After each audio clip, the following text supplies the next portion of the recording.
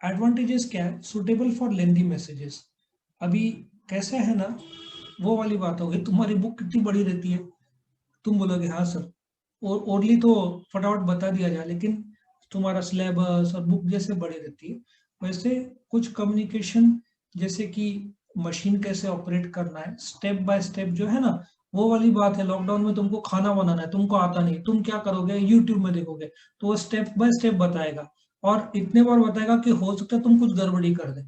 उसके बजाय तुम्हारे पास एक कुक बुक है, वहां पे 1 2 3 4 5 6 7 8 स्टेप्स बोले, भले तुम्हारा खाना कितना भी गंदा रहा, सामने वाले ने तारीफ नहीं किया तो वो तो गया, ठीक है ना। और लड़की ने बोला सामने वाले को कैसा लगा, और उसने बोला खराब, तो जिंदगी में उसको कुछ मिलना नहीं है खाने के लिए, बराबर है, ठीक है।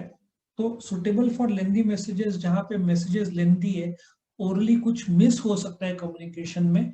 और जैसे मैंने बताया, कॉकपिट का एग्जांपल दिया था एरोप्लेन का, उसको कोई स्टेप भूल गया, ठीक है ना, तो बाद में प्रॉब्लम हो सकता है। इसलिए उसको एक रिटर्न फॉर्म ऑफ कम्युनिकेशन रहता है कि टिक मार्क करते चल 15-20 जो चेकलिस्ट है, so that once you are through with this, कुछ भी पार्ट रह नहीं जाएगा। इसलिए कभी कभार सपोज दिन का प्लान तुम राइटिंग में करना, अच्छा तुम सोचते हो कि हाँ मन में याद रहेगा, शाम को ख्याल में आ रहे तो भूल गए, अक्सर होता है, राइटिंग में होता तो नहीं भूले होते, लेकिन ओरली मन में सोचा और मन ने धोखा दे दिया, क्योंकि तुम्हारे मन में बहुत सारी चीजें चल रहे थे एक साथ। सो लेंदी मैसेजेस रहा तो रिटर्न अच्छा। परमानेंट रिकॉर्ड तो ऑलरेडी बताया गया कि अ, कैसे होता है।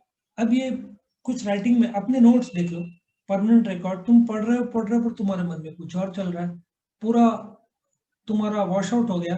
फिर एग्जाम के एक दिन पहले, अरे हाँ 2 3 महीने कुछ तो पढ़ा था, कोई तो सब्जेक्ट था, शायद बिजनेस कम्युनिकेशन था, कुछ तो सर ने लिखा था, मैं तो भूल गया। अरे हाँ चलो वापस बुक खोलते हैं, वापस बुक खोला तो तुम्हारी याददाश्त थोड़ी बहुत वापस आ जाएगी। So that is called as a permanent record. So written communication you can see it again and again, ठीक है ना। Proof, again court of law ने पेपर्स का प्रूफ मांगा, जैसे बहुत बार जो कोर्ट में केसेस चलते हैं वो रिटर्न कम्युनिकेशन के आधारित पर चलते हैं। अभी तुमको एक और कायदा बताता हूँ। आजकल एक नया कायदा आया है, एक केस हुआ है जिसमें कोर्ट ने बहुत कोशिश किया कि उसको बुलाए। सी, एक तो होता है गिल्टी, प्रूवन गिल्टी कि तूने कुछ तो गड़बड़ी किया है, और एक एलिजेड, एलिजेड मतलब तेरे पर इल्जाम लगा है। अब जैसे सुशांत सिंह राजपूत के लिए बहुत लोग को बुलाया मिलने, ठीक है ना, सीबीआई ने बुलाया था, एनफोर्समेंट डायरेक्टरेट ने बुलाया था, जो भी है। तो जब सीबीआई बुलाता है तो तुमको जाना ही पड़ेगा, ठीक है। Now it is always in writing, तुम डिनाई नहीं कर सकते। तो क्या हुआ था, आजकल फिर जब लोग को पता है कि जाना पड़ेगा, फंस जाएंगे, तो लोग अवॉइड करते हैं, दूसरी जगह रहने चले जाते हैं, फ्रेंड क्या 2 4 दिन के लिए, टेलीफोन कॉल बंद करके रखते हैं। हाँ बट बीच में व्हाट्सएप तो हम चेक जरूर करेंगे, वो तो अपना कायदा है। तो कोर्ट ने क्या किया, उसको व्हाट्सएप कर दिया, ठीक है, और वो भाई ने गलती से ओपन कर दिया। बाद में उसने बोला मैसेज मेरे को मिला ही नहीं, नोटिस घर में मैं था ही नहीं। कोर्ट ने तुरंत बोला तेरे को 2 ब्लू टिक आ गए, means you have received the message too, here is the penalty for not coming. So court of law में 2 टिक भी आ गया ना व्हाट्सएप में, ये प्रूफ माना जाता है कि तुमको यदि कोर्ट ने कोई मैसेज भेजा है हाजिर होने का, या तो कोई मैसेज दिया है, वो तुम तक पहुंच चुका है, तुम उसको डिनाई नहीं कर सकते इतना। आजकल इनफैक्ट तुमने गलती से भी खोल दिया और बाद में बोला देखा ही नहीं, तो तुम जवाबदार हो, ठीक है। फिक्सिंग रिस्पॉन्सिबिलिटी, अब सीधा हिसाब है। फिक्सिंग रिस्पॉन्सिबिलिटी कई बार होता है ना, तुमने गलती से मैसेज किसको भेजना था, गया किसी और को, जवाबदारी गलती किसकी, तुम्हारी। ऑफकोर्स तुम डिलीट फॉर ऑल करके बच जाओगे, लेकिन पता लगता है कि भाई तुमने मैसेज भेजा है, ठीक है ना। इसी प्रकार से कंपनी में सपोजिटली 1 तारीख को सबको टारगेट दे दिया गया लिखित फॉर्म में, 5 सेल्स एग्जीक्यूटिव है, पांचों को महीने का टारगेट दे दिया गया। 31 तारीख को बी को बोला भाई तू इधर आ, तुझे कितना लिखित टारगेट दिया था, 10, 8 बेचा, क्यों 2 कम बेचा, तू जवाबदार है। सो रिस्पॉन्सिबिलिटी फिक्स कर सकते हैं, क्योंकि रिटर्न कम्युनिकेशन में तुमने एक्सप्रेसली इन राइटिंग सामने वाले को मैसेज दिया, सामने वाला बोलेगा मैं तो 8 सुना था, तुम लोग लिखा हुआ था, तेरा उसमें साइन है, एक्सेप्टेड है। आया समझ में, ओरली लोग डिनाई कर देते, शब्द हो तो वो लोग घुमा देते, लेकिन राइटिंग में तुम नहीं घुमा सकते। वाइडर रीच, ओरल मैसेजेस से वाइडर रीच है कैसे, तुमने ईमेल किया एक साथ आजकल तो एक ट्रेंड आ गया है, जैसे कंपनी में 10 लाख लोग हैं, एक मेल करो तो 10 के 10 लाख को मिल जाएगा। जैसे व्हाट्सएप स्टेटस है ना, जो सबको एक साथ चला जाता है, वैसे सबको चला जाएगा। ओरल कम्युनिकेशन थोड़ा मुश्किल होता है सब तक पहुंचाना। कुछ मैसेज देना है कंपनी के एम्प्लॉयज को, ओरल कम्युनिकेशन से ज्यादा इन राइटिंग तुम जब सबको ईमेल भेजते हो तो ज्यादा प्रेफरेबल रहता है। ओरल कम्युनिकेशन सबको मीटिंग में बुलाओ, तुम जूम लेक्चर रखो, एक टाइम रखो, उसमें भी लोग लिमिटेड है, क्योंकि एक लिमिट के 500 लोग के ऊपर हो गए तो चार्ज लगता है, या 100 लोग के ऊपर हो गए तो एक्स्ट्रा चार्ज लगता है, वो लोग का नंबर ऑफ मेंबर्स के हिसाब से। एक तो 40 मिनट से ऊपर करने जाओ तो तुमको चार्ज लगता है, नहीं भरा तो कट जाएगा, ठीक है ना।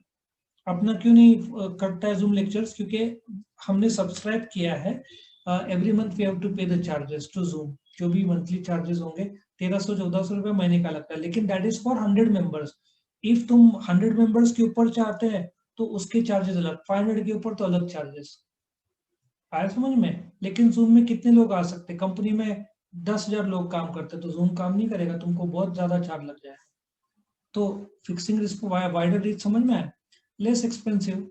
जैसे मैंने बताया, टेलीविजन एडवर्टाइजिंग बहुत महंगा पड़ता है। यहाँ पे तुमने ईमेल सबको एक साथ भेज दिया, तो आजकल ऑफकोर्स पोस्ट से भेजते थे उस जमाने में तो ज्यादा महंगा पड़ता था ओरल से। अभी राइटिंग सबको ईमेल एक साथ ज्यादा तो सस्ता पड़ता है। अब जैसे तुम मैसेज करो, मेरे टाइम में तो एक मैसेज भेजो सामने का, गुड मॉर्निंग, व्हाट्सएप नहीं, नॉर्मल एसएमएस, 1 रुपया लगता था, सामने वाले ने जवाब दिया उसको 1 रुपया। अभी मंथ है कुछ जगह पे 100 मैसेजेस फ्री है, लेकिन उसके ऊपर तो चार्ज लगता है, या तो मैसेज जाएगा ही नहीं। व्हाट्सएप में कितना भी भेजो ना, उसके चार्जेस तो नहीं है, तुम्हारा बहुत कम केबी और एमबी बहुत कम जाएगा।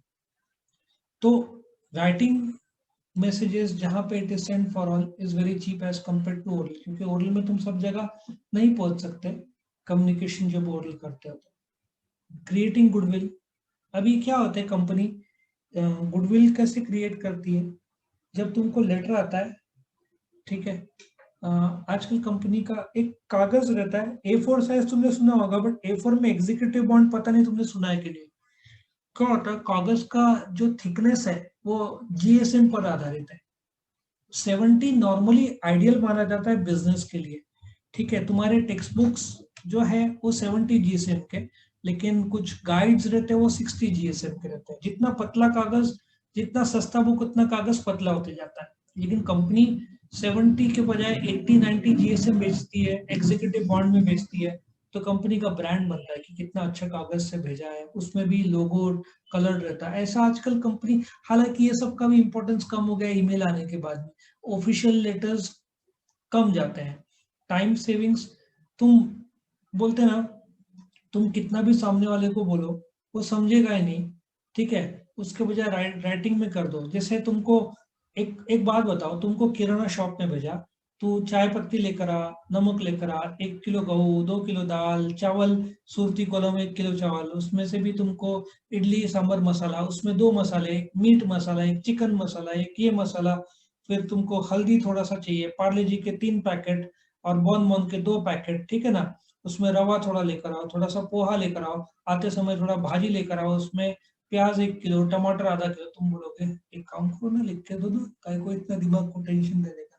सो ये टाइप्स ऑफ टाइम भी सेव होता है। ओरली कितना ही बोलो, 10 चीज बोला तुम 4 लेकर आओगे, 6 भूल जाओगे। तुम्हारा दिमाग बहुत शार्प है, तुम बादाम खाते हो, तुम 7 लेकर आओगे, 3 भूल जाओगे।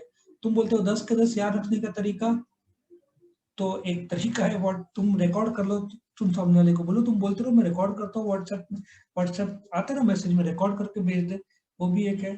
तो हाथ में कागज रहा तो ज्यादा अच्छा, ठीक है। So time savings, organise written communication ज्यादा ऑर्गेनाइज है, क्योंकि तुम शुरुआत एक्नोलेजमेंट से करते हैं कि थैंक यू, आपका आपका नीड फॉर कोटेशन मिला, हम आपको धन्यवाद करते हैं आपने जो भेजा। दूसरा नंबर, हम आपको कोटेशन भेज रहे हैं, उसमें ये टर्म्स एंड कंडीशंस है। तीसरा, तुम धन्यवाद करते हो वापस से और बोलते हो कि कंपनी से कांटेक्ट करने के लिए शुक्रिया, उम्मीद है आप हमको जल्दी ऑर्डर देंगे, धन्यवाद। तो एक ऑर्गेनाइज्ड वे में किया जाता है। ओरल कम्युनिकेशन में not be that organised, that mannered. Written हमेशा कल्चर तरीके से किया जाता है, और सेंडर टेक्स एडिक्वेट केयर। तुम ओरल कम्युनिकेशन में कुछ गलती, एक था कम्युनिकेशन, एक मिलिट्री में एक जन को भेजना था, चीफ ऑफ स्टाफ, उसने गलती से सी का टी कर दिया, चीफ ऑफ स्टाफ, हल्ला हो गया। तो तुमने एक टाइपिंग एरर कर दिया, उसमें गड़बड़ी हो जाता है। इनफैक्ट रिटर्न कम्युनिकेशन में तुम टेक्स्ट सिलेबस देखोगे ना, वहां पे यूनिवर्सिटी ने गलती कैसे हुई है, उन्होंने सिलेबस में जो constraints in developing effective return communication गलती से 2 बार बोला है, डिफिकल्टीज इन रिटर्न कम्युनिकेशन गलती से 2 बार बोला है, क्वालिटीज गलती से 1 बार, मतलब ये 2 बार हो गया। 3 चीजें, क्वालिटीज, डिफिकल्टीज। मैं भी कंफ्यूज हो गया क्या चल रहा है, सिलेबस ओरल कम्युनिकेशन है क्या रिटर्न है, काफी कंफ्यूजन हुआ। एक्चुअली ड्राफ्ट करते समय शायद जिसने सिलेबस ड्राफ्ट किया वो गलती। अब वो मैं वही सोच रहा था, ओरल कम्युनिकेशन बोल रहे हैं क्या रिटर्न बोल रहे हैं, क्या बोलना चाहता है यूनिवर्सिटी। सो नॉर्मली तो लोग बहुत केयर लेते हैं, बट इस मामले में बहुत सारा सिलेबस का काम होगा, इसलिए शायद मिस हो गया होगा। सो नॉर्मली ऑर्गेनाइज्ड होता है काफी इफेक्टिव। अब जब इतना केयर लिया है भेजने के लिए, तो कोर्ट ऑफ लॉ में प्रूव होता है ना। तो यहाँ पे एडिक्वेट रिटन कम्युनिकेशन, तो it can serve as a court of law. जैसे तुम जब सामने वाले से किसी को भाड़े पे जगह देते हो, वो रहेगा और बोलेगा मैं छोड़ूंगा ही नहीं। लेकिन जब तुम रहने से पहले उसको बोलते हो भाई अपन लीज डीड, एक भाड़े का डीड कर लेते हैं, 500 रुपए के स्टैम्प पेपर में होगा, जिसमें प्रूफ रहेगा कि तुझे भाड़े पे दिया है, तो सामने वाला ने नाटक किया ना, पुलिस बोलेगा प्रूफ क्या है, ठीक है ना। तो प्रूफ के तौर पर ये सबमिट करना पड़ता है। तो सामने वाले को जो भाड़े कर जो नहीं छोड़ रहा है, उसको भगाना आसान हो जाता है। ठीक है। सो ये रिटर्न कम्युनिकेशन के एडवांटेजेस थे। वीडियो पसंद आया तो लाइक कीजिए, अपने फ्रेंड्स के साथ शेयर कीजिए, उनका भी फायदा हो, और चैनल को सब्सक्राइब कीजिए। Thank you.